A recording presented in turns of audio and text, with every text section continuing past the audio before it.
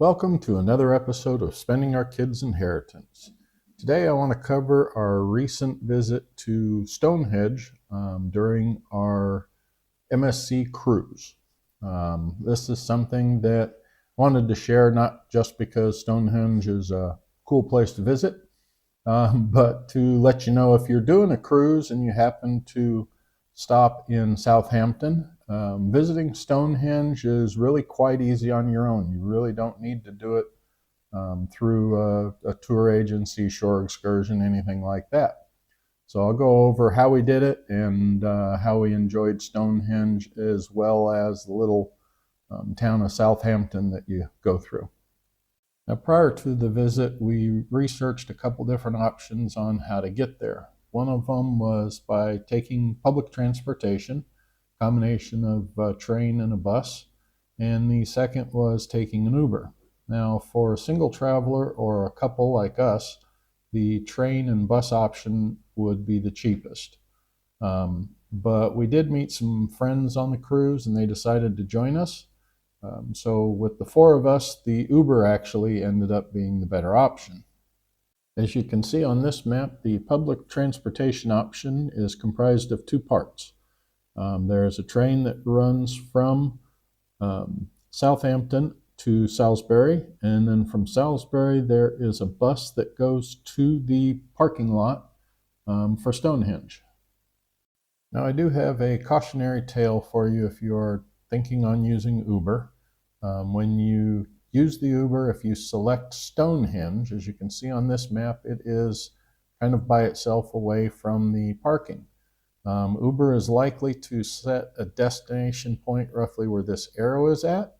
And in our case, we got almost to the arrow and the driver goes, "Oh, they sent me the wrong way." And he goes back to the parking lot here, which of course deviates from the route, and at least there in England, it will cause an additional charge. In our case, it almost doubled the fare to go there. So if using Uber, make sure to search for Stonehenge Public Car Park and select that. That will take you to the visitor center.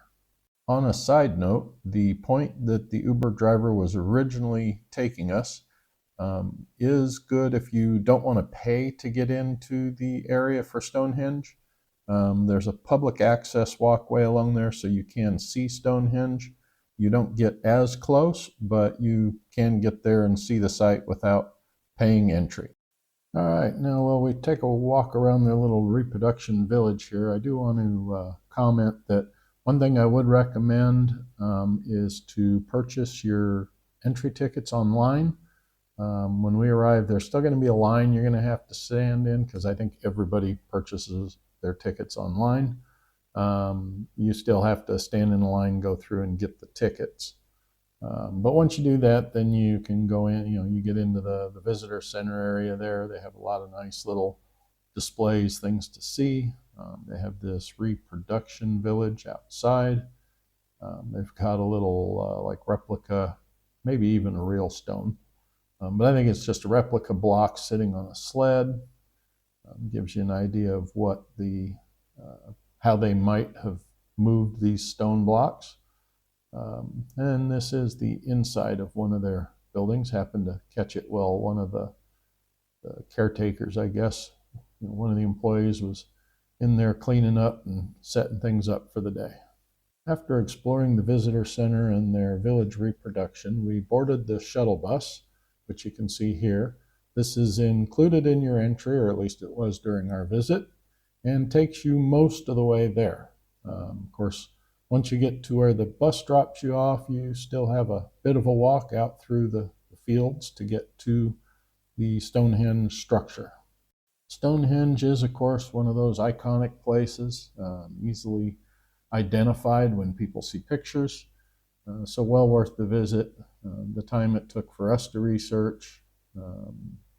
And it was a nice journey out there. The Uber was had a little hiccup with that. And I would say Uber out, but maybe not so much back. If memory serves me correctly, when we got done, it was showing no Uber, nothing available. You may have better luck than we did, but go with a backup plan in mind. Now, one thing that I found interesting and had to ask somebody about were these stones here.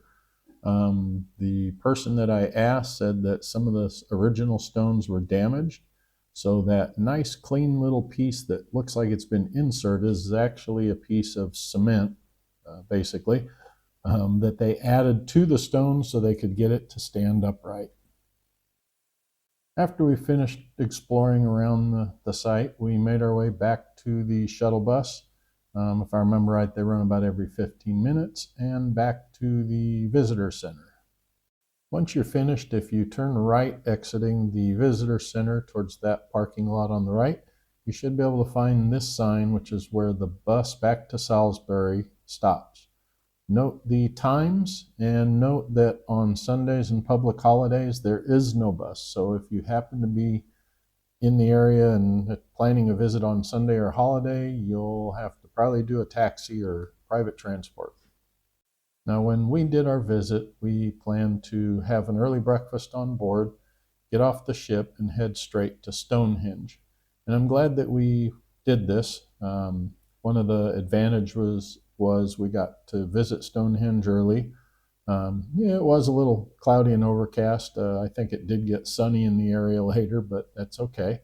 But it allowed us to spend some time exploring Salisbury before we had to go back to Southampton and reboard the cruise ship. Now, Salisbury was a nice little town. It had its sections that looked like a nice little old English town. One of the treasures of this town is the Salisbury Cathedral.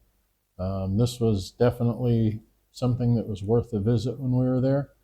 Now, to be honest, we didn't pay to go in it. It is one of those church cathedral places that they do charge you to go in and look.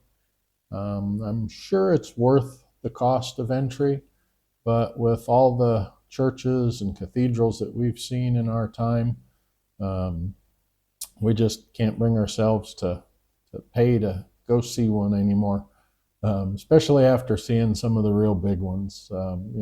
St. Peter's Basilica has got to be one of the most beautiful ones that I think we've ever seen. I'm not going to say that this doesn't hold a candle, but yeah, we just didn't feel like we wanted to pay to go see the inside of it. But it did look very beautiful from the outside. Oh yeah, and we ran into a celebrity when we were there. We saw Paddington Bear sitting on a bench eating a sandwich. Well, I guess that'll wrap up this episode. Well, I hope you enjoyed the video. Hope maybe you picked up a few tips on how to get to Stonehenge if you happen to have Southampton as a cruise port.